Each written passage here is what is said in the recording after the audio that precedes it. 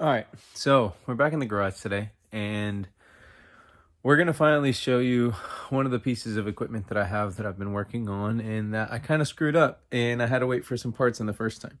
So this is gonna be a new, to me at least, a 1989 Darcin, which is from the same era and branding of Central Pneumatic, so basically Harbor Freight, but it's a very beefy machine.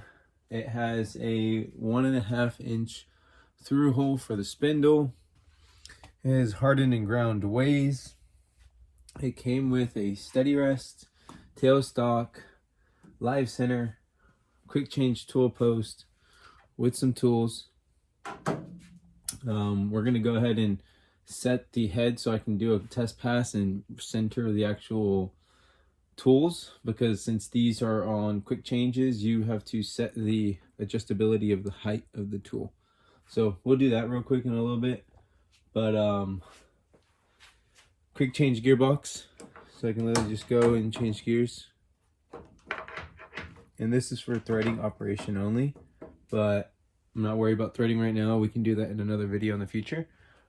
So I'm gonna go ahead and set this up real quick so that you guys can see what I'm doing. Set up a piece of material, square up the actual tool post, and we'll get started. So let's see. All right, so I'm gonna be here in the background, and I'm gonna be doing some things while you guys are actually watching me do all this. Right now you can see, actually, kind of sort of that right now I'm set at right around 45 degrees. See if we can get a reading. There it is, 0 right there, and the second marker is right here, closer to the 45. You can kind of see it over there, but I'm not going to spend too much time on that.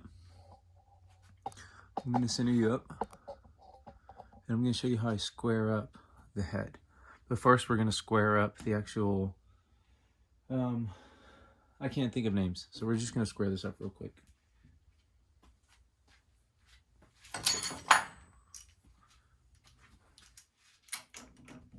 So what I like to do is take off the tool. What I like to do is I want to set it at 0, because I have no jobs that desire a taper job or anything like that. So I'll set this up real quick at 0.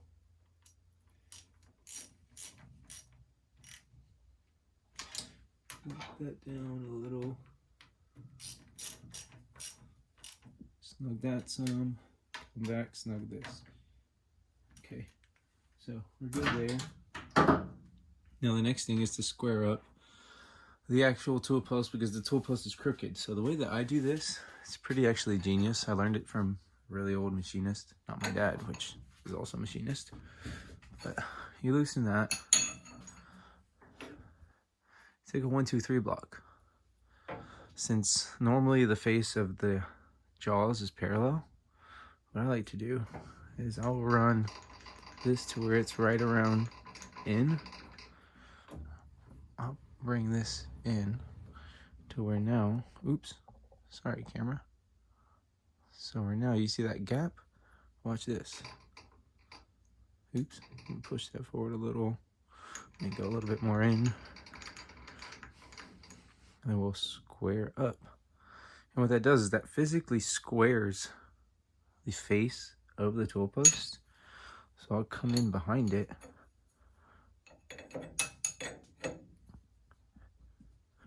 And I'll lock it down.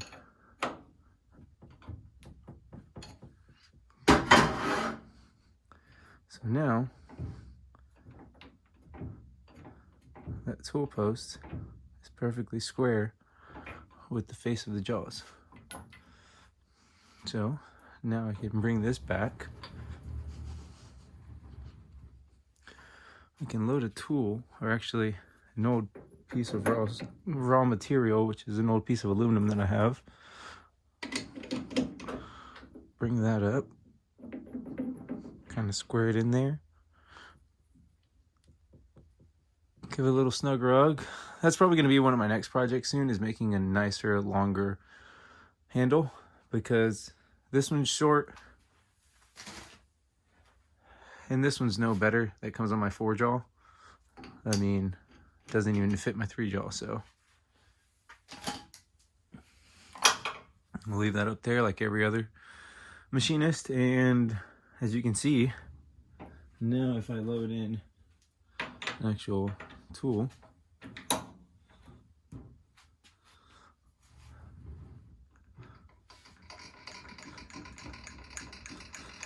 it's parallel, straight like that, and the tip is directly straight. But what you normally do is on these tools, you want to offset it ever so slightly. That way it's not directly on, or at least that's how I was always taught. So if I'm wrong, go ahead and say something in the comment section and let's see what happens. But I'm going to go ahead and set up the camera in a different position so you can actually see me do my very first test pass, and then we'll also see on a different tool, on a different, yes, we'll see on a different tool so that we cut along the x-axis, because, man, I can't remember if this is technically considered Z, this is X, and this is Y. But we'll go over that again in another video or whenever I remember. But for right now, we're going to do a couple test passes. We're going to see how this cleans up on this piece of aluminum, which is 6061. So here we go.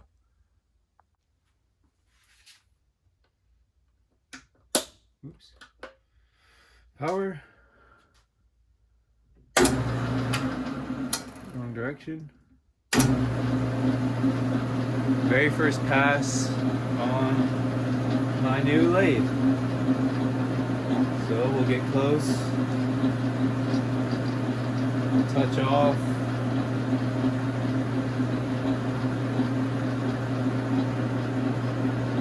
It's definitely not going to be center, but we'll center that in a second on a different tool. Alright, very first cuts.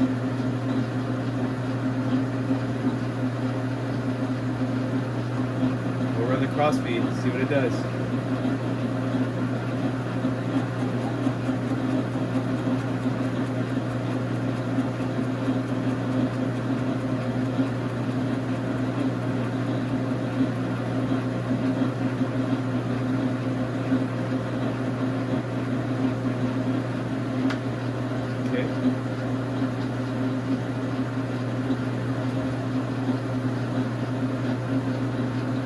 Go ahead and set all this to 0.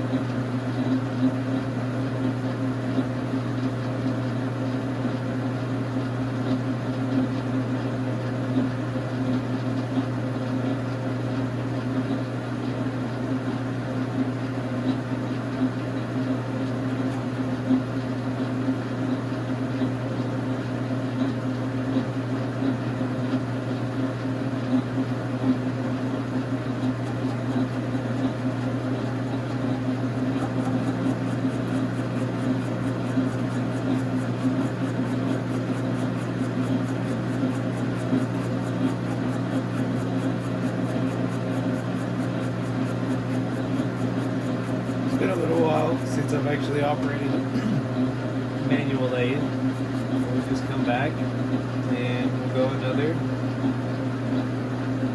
1/100th of an inch and see what that does. Put on the power feed.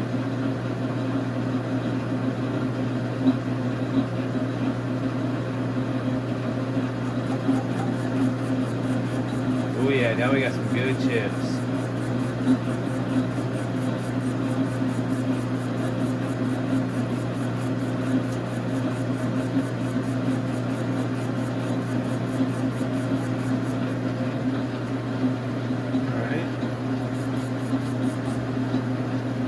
Another pass, see if this finally cleans up everything. We get closer to it. Go ahead and engage our power feed.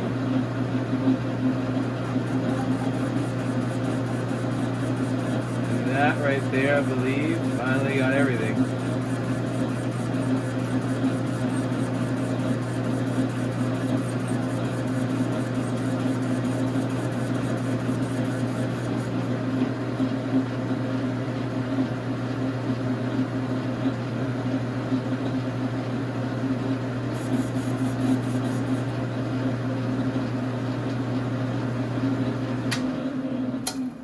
kind of finish we have. So, from the looks of it, it's a very good finish. I mean, absolutely very good finish. You can still feel the ridges from the cross that I just went back over with it, but it's still not completely even. As you can see how there's still a very fair amount that needs to be cut out.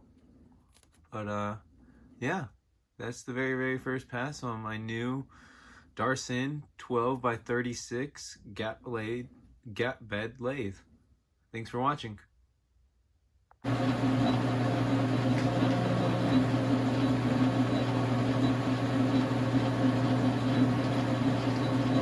One last final pass to clean this up. All right, we'll come out of it.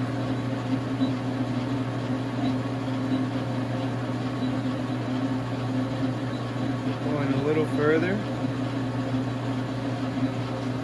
Go ahead and thread it.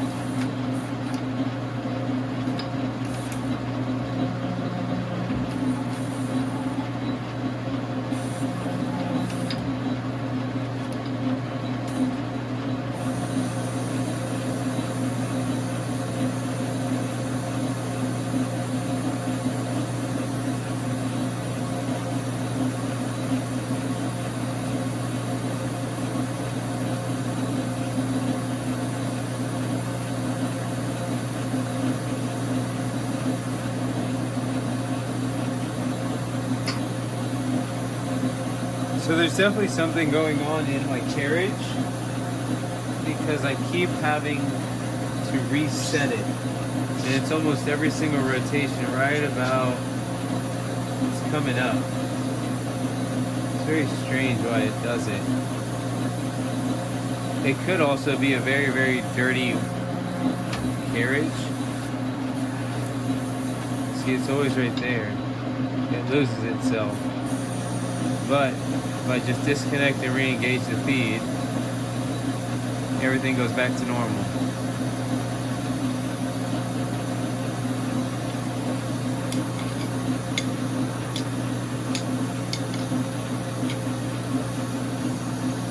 Don't do what I'm doing.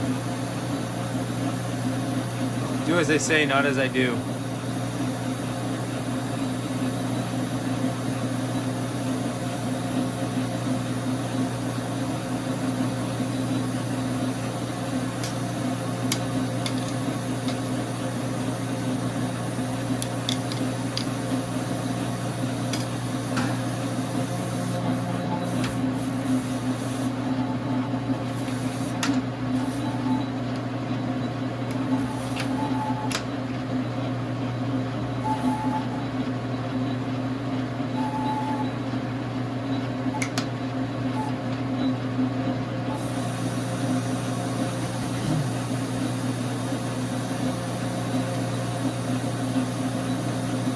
Going to be something in the actual switch because the detent ball itself just popped out. So I'm not sure why, but we'll worry about that on a separate occasion. Let's just go ahead and finish this pass, even though it's taking absolutely the longest. Could also be because of the feed and speeds that I have it at, but another thing to worry about another day.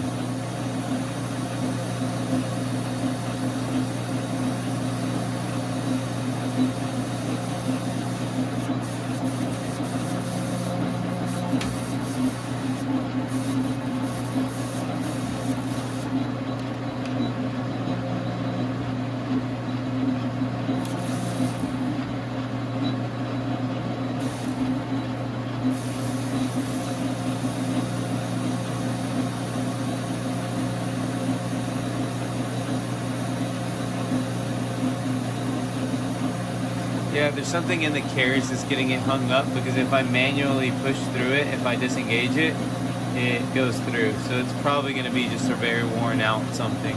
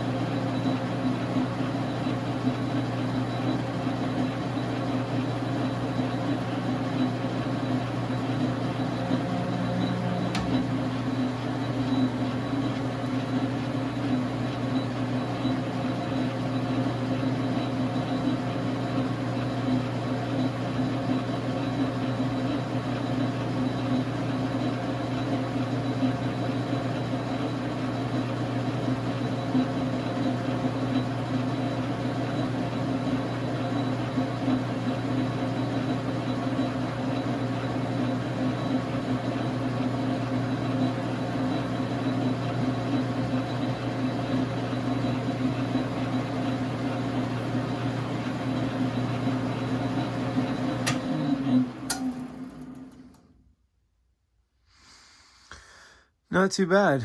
I could say it's a really good finish.